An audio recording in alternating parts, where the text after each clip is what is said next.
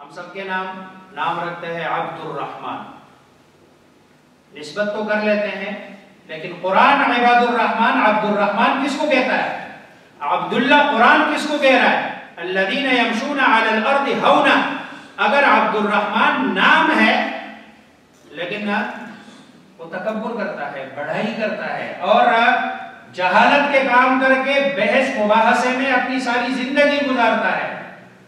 تو نام کا تو عبد الرحمن ہے، پر کام کا یہ عبد الرحمن نہیں ہوگا۔ الدر وهادي الكلم بمديح الهادي تنتظم، ضاءت بالمختار الظلم وحلا في مولده النغم، قسما بالله رب العالمين وقضينا غير دين الله دين، فهو دين الحق دين الأنبياء إنه الإسلام۔ یہ جو آیت کا یہ ٹکڑا ہے اس میں دو لفظ ہے، ایک لفظ جاہل ہے اور دوسرا لفظ سلام ہے، دونوں کو سمجھنے کی ضرورت ہے۔ جاہل عام طور پر ہم سمجھتے ہیں اس شخص کو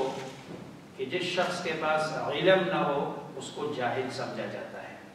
ٹھیک ہے، جس کے پاس علم نہ ہو وہ جاہل ہوتا ہے۔ پھر دوسرا جاہل وہ کہ جس کے پاس علم ہو لیکن اپنے علم کے مطابق اس کا عمل نہ ہو، تو یہ بھی جاہلوں والی کیٹیگری میں آتا ہے۔ لیکن یہاں قرآن کریم کی اس آیت میں جاہل سے مراد نادان آدمی نہیں ہے، یہاں اس سے مراد ہٹ درم آدمی مراد ہے، جو سمجھ کر بھی اپنے آپ کو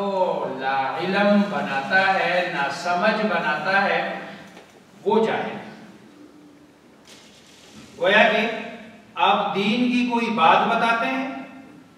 اور وہ سامنے سے آپ کو پتا ہے کہ یہ سمجھ بھی رہا ہے، آپ نے قرآن کی آیت بتا دی، سامنے سے اس قرآن کی آیت کے سامنے وہ اپنی لاجک پیش کرنے کی کوشش کرتا ہے۔ اسی طرح آپ نے سرکار دو عالم محمد مصطفیٰ صلی اللہ علیہ وسلم کا فرمان سنایا اور وہ سامنے سے کہتے ہیں نہیں یہ تو اگر ایسا ہو تو ایسا ہو جائے گا، نہیں ویسے کیوں نہیں ہے، یہ جاہل ہے۔ اور ایسے آدمی سے سلامن کے معنی ہے یہ والا سلام نہیں ہے، ایک ہوتا ہے سلام تحیے کا،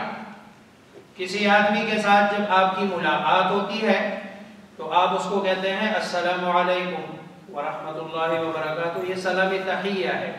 ملاقات کے وقت جب بندہ سلام کرتا ہے، یہ سلام تحیہ نہیں ہے، یہاں یہ سلام اعراض ہے کہ آپ جاہل آدمی سے گفتگو مت کیجئے بلکہ اس سے گفتگو میں آپ اعراض کیجئے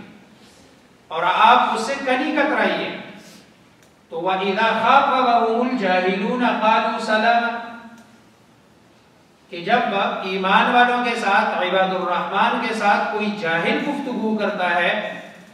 تو یہ اس کے ساتھ گفتگو نہیں کرتا ہے بلکہ یہ اس سے پہلو تہی کرتا ہے، اعراض کرتا ہے، منہ موڑ لیتا ہے، چلا جاتا ہے اور اس کے ساتھ گفتگو میں شریک نہیں ہوتا۔ قرآن کریم میں اللہ تبارک و تعالی نے ایک دوسری جگہ اس کی وضاحت فرمائی ہے اور اللہ تبارک و تعالی فرماتے ہیں ایمان والوں کی اوصاف میں سے وَإِذَا سَمِعُوا اللَّغْوَ أَعْرَضُوا عَنْهُ، جب وہ کوئی لغو اور فضول بات سنتے ہیں تو اعرضوا عنہ، وہ اس سے اعراض کرتے ہیں اور اس کا جواب نہیں دیتے، اس سے بات نہیں کرتے اور آگے کہتے ہیں کہ تمہارے لیے، ہمارے لیے لنا اعمالنا ولکم اعمالکم، ہمارے لیے ہمارا عمل اور تمہارے لیے سلام علیکم۔ اب دیکھو یہاں سلام علیکم کا معنی سلام تحیہ نہیں ہے، سلام اعراض ہے کہ آپ اعراض کرو گے لنا اعمالنا ولکم اعمالکم، تمہارے لیے تمہارا عمل اور میرے لیے میرا عمل، تمہارے عمل کا میں ذمہ دار نہیں، میرے عمل کا تم ذمہ دار نہیں ہو، سلام علیکم، تمہارے اوپر سلامتی ہو کا مطلب یہی ہے کہ بھئی میں نے تم سے بحث نہیں کرنا، کیونکہ بحث اگر آپ کرتے ہیں تو بحث کا نتیجہ اینڈ جا کے بہت برا نکلتا ہے۔ قرآن کریم میں اللہ تبارک و تعالی فرماتے ہیں وَلَا تَسُبُّوا الَّذِينَ يَدْعُونَ مِن دُونِ اللَّهِ فَيَسُبُّوا اللَّهَ عَدْوًا بِغَيْرِ عِلْمٍ۔ آپ نے کسی کے برے خدا کو گالی نہیں دینی، آپ نے کسی کے برے خدا کو گالم گلوچ نہیں کرنی، کیونکہ اگر آپ کریں گے، آپ کی کسی عیسائی سے، کسی یہودی سے، کسی ہندو سے یا کسی ایسے لادین آدمی سے آپ کی بحث ہے، اب اس بحث میں آپ اس کا جس کا وہ فالوور ہے، جس کو وہ ماننے والا ہے، اگر آپ نے اس کے بارے میں برا بھلا کہہ دیا تو ظاہری بات ہے اس کے جواب میں وہ تیرے جو آقا ہے اس کو برا بھلا کہے۔ اب وہ آپ کا نبی بھی ہو سکتا ہے، نعوذ باللہ وہ اللہ بھی ہو سکتا ہے۔ تو فَيَسُبُّ اللَّهَ عَدْوًا بِغَيْرِ عِلْمٍ، وہ لا علمی میں کہیں تمہارے اللہ کو برا بھلا نہ کہنے لگے، اور یہ برا بھلا اگر وہ کہہ رہا ہے تو یہ اس بحث اور مباحثے کی وجہ سے تم اس کا سبب بنے ہو اور گویا کہ یہ برا بھلا تم خود کہہ رہے ہو۔ جیسے کہ ایک حدیث میں رسول اللہ صلی اللہ علیہ وسلم نے فرمایا سب سے برا آدمی وہ ہے کہ جو اپنے والدین کو گالی دے، شتم الرجل والدیہ، یہ سب سے برا عمل ہے۔ صحابہ نے پوچھا کہ اللہ کے رسول کوئی اپنے والدین کو بھی گالی دے سکتا ہے؟ تو آپ نے فرمایا ہاں، یہ کسی کے والد کو گالی دیتا ہے، مقابلے میں بدلے میں وہ اس کو گالی دے دیتا ہے۔ یہ کسی کی ماں کو گالی دیتا ہے، بدلے میں وہ اس کو گالی دے دیتا ہے، تو گویا کہ یہ ایسا ہے جیسے اس نے خود اپنے والدین کو برا بھلا اور گالی دیا۔ تو جاہل کے ساتھ جب بات ہو، لیکن جاہل سے مراد میں کہہ رہا ہوں نادان نہیں ہے، ناسمجھ نہیں ہے، یہاں اس سے مراد ہٹ دھرم آدمی ہے کہ جو دین کی بات آپ سمجھا رہے ہیں اور وہ آپ سمجھتے ہیں کہ وہ سمجھ بھی رہا ہے، لیکن وہ اپنی انا پر ڈٹا ہوا ہے اور اپنی انانیت کی بنیاد پر وہ دین کی مخالفت کر رہا ہے۔ اور کبھی کبھار ایسے بھی ہوتا ہے آپ سمجھاتے سمجھاتے جب آپ سمجھ جائے کہ یہ بندہ ہٹ درمی پہ اتر آیا تو ابھی آپ نے اس کو چھوڑ دینا ہے، قالو سلامہ اعراض کرنا ہے، کیونکہ ہٹ درمی میں آگے بڑھ کر کہیں یہ اگر پہلے مسلمان ہے یہ کہیں دائرہ اسلام سے خارج نہ ہو جائے۔ اس کا قطعاً یہ مطلب نہیں ہے کہ دعوت نہیں ہے، دعوت اور چیز ہے، دعوت اور چیز ہے۔ دعوت کی بنیاد پر آگے جا کر مناظرہ کرنا، مجادلہ کرنا یہ اور مسئلہ ہے۔ یہاں جو منع کیا جا رہا ہے، یہاں جو بات کی جا رہی ہے، یہ مناظرہ نہیں کرتے ہیں، یہ مجادلہ نہیں کرتے ہیں، یہ بحث مباحثہ نہیں کرتے ہیں، بلکہ یہ دین کی بات بتا دیتے ہیں، اگلا قبول کر لے تو ٹھیک ہے، نہیں قبول تو یہ کنی قطرہ کے چلے جاتے ہیں۔ دعوت منع نہیں ہے،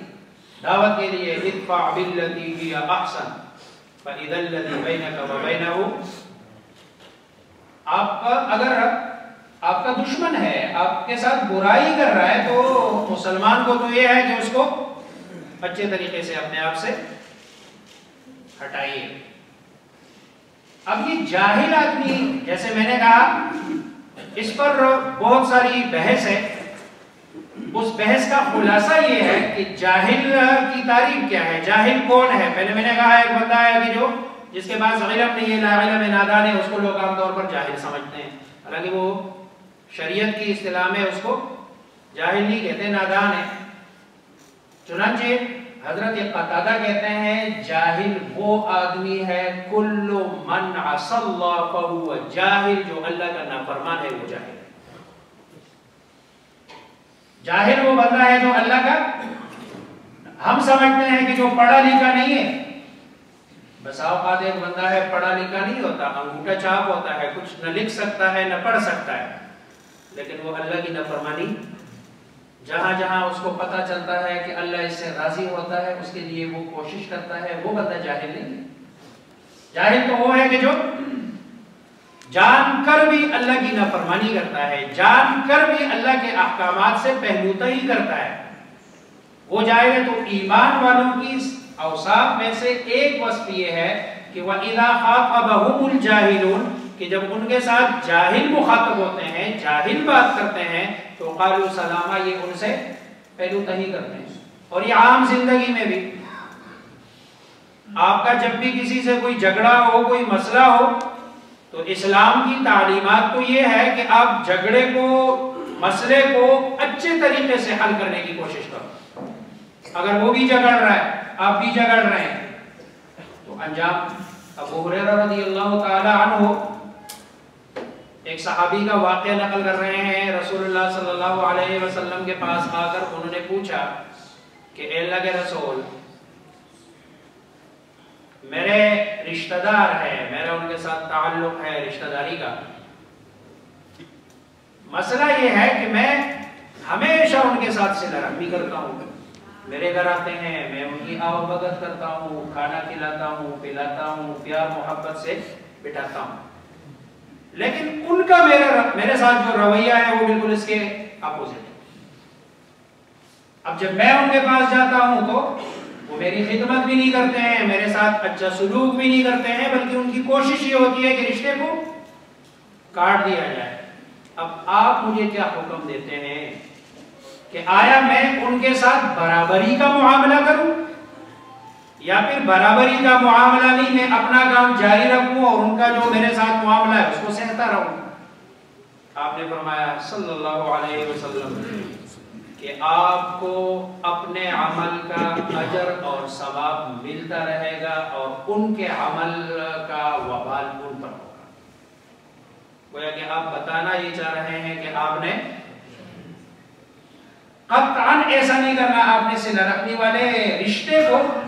کبھی بھی کاٹنے نہیں دینا. یہ ہے وَإِذَا خَاطَبَهُمُ الْجَاهِلُونَ، گھر میں بیوی کے ساتھ، بچوں کے ساتھ،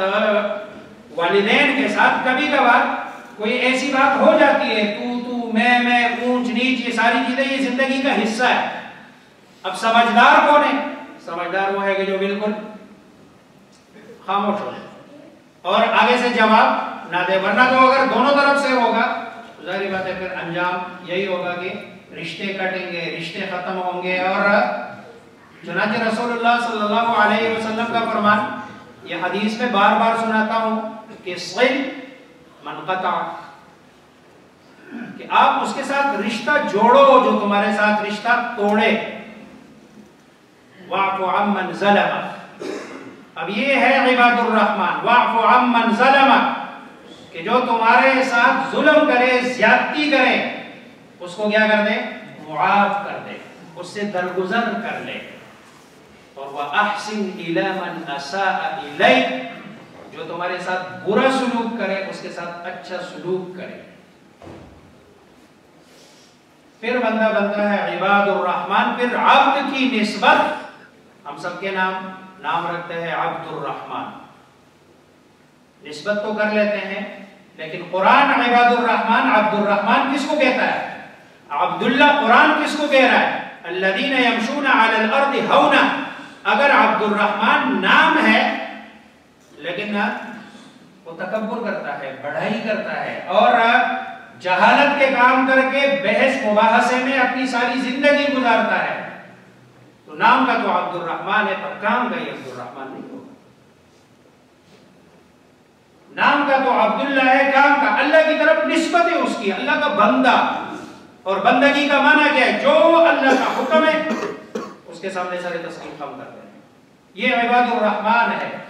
تو آپ نے فرمایا وَأَحْسِنْ إِلَى مَنْ أَسَاءَ إِلَيْكَ، کہ جو تمہارے ساتھ برائی کرے اس کے ساتھ اتنا بڑا پتھر رکھنے کی ضرورت ہے دل پر. رسول اللہ صلی اللہ علیہ وسلم نے عملی طور پر یہ کر کے دکھایا اور ہمیں حکم دیا کہ وَأَحْسِنْ إِلَى مَنْ أَسَاءَ إِلَيْكَ. دیکھو مکہ میں جب آپ کا داخلہ ہوا تو مکے میں داخلے کے بعد رسول اللہ صلی اللہ علیہ وسلم نے کل عام معافی کا. اب مکے والے کون تھے؟ جنہوں نے رسول اللہ صلی اللہ علیہ وسلم کو اپنے شہر، اپنے گھر، یہاں تک کہ بیت اللہ سے دور کیا اور آپ کو اپنے شہر، اپنے گھر سے نکالا، ہجرت پر مجبور کیا. آپ صلی اللہ علیہ وسلم کو گھر چھوڑنا پڑا آپ کو. لیکن جب آپ فاتح بن کر آتے ہیں تو تو آپ صلی اللہ علیہ وسلم فرماتے ہیں من دخل دار ابی سفیان فہو آمن اور من دخل فی بیت اللہ فہو آمن، جو بیت اللہ میں داخل ہو گیا وہ بھی امن سے، جو ام ہانی کے گھر میں گیا وہ بھی امن سے، جو ابو سفیان کے گھر میں گیا وہ بھی امن سے، یہاں تک یہ بھی فرمایا کہ جو بندہ اپنے گھر میں داخل ہو جائے اور اپنی کنڈی لگا دے وہ بھی امن سے۔ یہ ہے وَأَحْسِنْ إِلَى مَنْ أَسَاءَ إِلَيْكَ، تب جا کے بندہ بنتا ہے عباد الرحمن، اللہ کا رحمان کا بندہ تب بنتا ہے کہ جب یہ اوصاف ہو بندے کے اندر کہ بحث مباحثہ تکرار ان سب سے۔ آج کل یہ جو نوجوان طبقہ ہے خصوصاً سوشل میڈیا پہ بہت سارے بحث مباحثے، کہیں عیسائی کرسچین بیٹھا ہوا ہے، کہیں ملحد بیٹھے ہوئے، کہیں بے دین بیٹھے ہوئے، کہیں اللہ تبارک و تعالیٰ کے منکر بیٹھے ہوئے، کہیں اتیسٹ بیٹھے ہوئے ہیں، یہ سارے لوگ بیٹھے ہوئے، یہ نوجوانوں کے ساتھ بحث مباحثہ اور اللہ تبارک و تعالیٰ جو تقدیرات ہے تقدیر کے بارے میں تو ویسے بھی بندہ جب سوچتا اینڈ پہ جا کے تقدیر کا منکر ہو جاتا ہے۔ اللہ کے بارے میں سوچتے اینڈ پہ جا کے بندہ اللہ کا سوالات، شیطان حدیث میں ہے آپ صلی اللہ علیہ وسلم نے فرمایا کہ جب شیطان آپ سے ذہن میں آپ کے سوال ڈالتا رہے اینڈ پہ آخری سوال وہ یہی کرے گا کہ اللہ کو کس نے پیدا کیا، یہ آخری اینڈ۔ اور آج کے ایتھیسٹ کا سب سے پہلا سوال آج کل کے نوجوان سے یہ ہوتا ہے کہ اللہ تبارک و تعالیٰ کو کسی کے پیدا کرنے کی ضرورت، قل هو اللہ احد اللہ الصمد لم یلد ولم یولد ولم یکن له کفوا احد، اللہ سے نہ کوئی پیدا ہے نہ اللہ کسی سے پیدا ہے۔ یہ قرآن کا اعلان ہے اور ہمیں اپنے قرآن پر پکا ٹکا یقین ہے، جو اللہ نے فرمایا وہی سچ حق ہے۔ اسی لیے یہ جو ایتھیسٹ ہے ان کے ساتھ جب آپ بات کرتے ہیں، آپ کے پاس چونکہ علم ہوتا نہیں ہے، سمجھ ہوتی نہیں ہے، اور بات کرتے اینڈ پہ جا کے اس وقت جو ہے نا یونیورسٹی میں پڑھنے والے بچوں میں سے اکثر بچے وہ ایتھیسٹ سے متاثر نظر آتے ہیں، اور وہ جو جس کو اردو میں دہریہ کہتے ہیں، گویا کہ اللہ تبارک و تعالی کا وجود کا انکار، اور وہ نتیجہ کس کا ہے؟ وہ نتیجہ بحث کا، مباحثے کا، مناظرے کا، مجادلے کا۔ اگر اس طرح کی کوئی بات ہو، کوئی سوال ہو تو آپ جو ہے نا علماء سے پوچھیں، مفتیان سے پوچھیں، ان سے رابطہ کریں تاکہ آپ کا جو ہے اللہ کے بارے میں اور سرکار دو عالم محمد مصطفیٰ صلی اللہ علیہ وسلم کے بارے میں آپ کا ایمان متزلزل نہ ہو، کیونکہ یہی دو ہی ہستیاں ہیں ہمارے پاس۔ اگر یہ بھی ہمارے پاس نہ رہے، یعنی ہمارے ایمان کا حصہ ہے، اگر ان میں سے ایک بھی اطیع اللہ و اطیع الرسول، اللہ اور رسول یہی دو ہی تو ہے، اگر یہ نہ ہو تو دنیا تو ویسے بھی ہمارے پاس نہیں ہے، دنیا میں تو ویسے بھی دھکے کار ہے۔ اللہ اور رسول کی جو بہت بڑی نعمت ہے، اگر یہ بھی نہ رہے تو خسرت دنیا والآخرہ، دنیا بھی برباد اور آخرت بھی برباد۔ ہم نے اپنی دنیا بھی بربادی سے بچانا اور آخرت کو بھی اپنی بربادی سے بچانا۔ اللہ مجھے آپ سب کو سمجھنے عمل کرنے کی توفیق